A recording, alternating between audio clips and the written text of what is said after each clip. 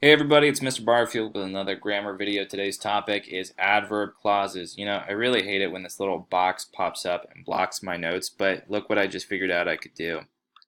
Woo-hoo-hoo! I got a little red light pointer. This is a game changer. Alright, adverb clauses, those are subordinate clauses that often describe or modify a verb, adjective, or an adverb in the main clause of a complex sentence. So, adverb clause obviously functions like an adverb would.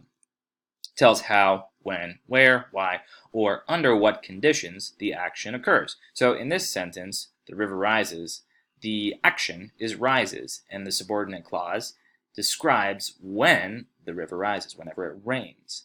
So in this adverb clause, it is the simple subject, rains, simple predicate, and then whenever is a subordinating conjunction that connects the two. The canoe will be safe as long as everyone remains seated.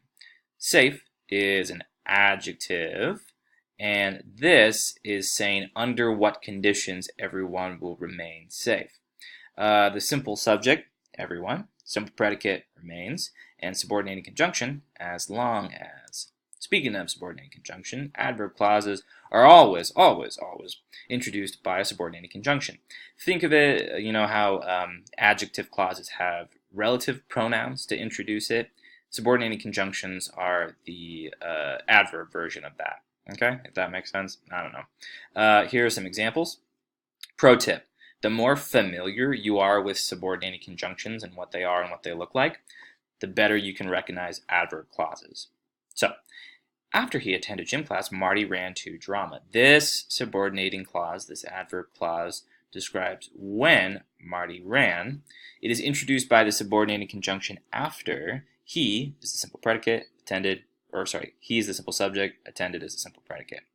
Now, adverb clauses can come before or after the main clause, but if it comes before, like in this example, commas must be used. Here's an example of basically the same sentence, just shifting around the adverb clause. The canoe capsized when the river got rough.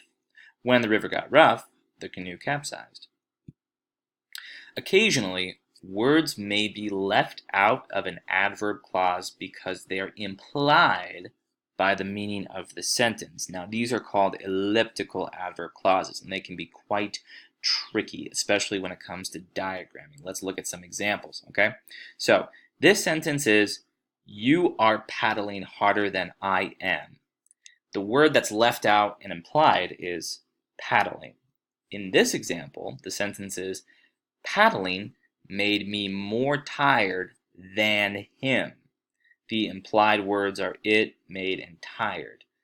You can take them out, still makes sense, but you have to remember that they're still kind of there being implied. Alright, that's all for today. Hope you had a good time. I certainly did with my new red pointer. Bye.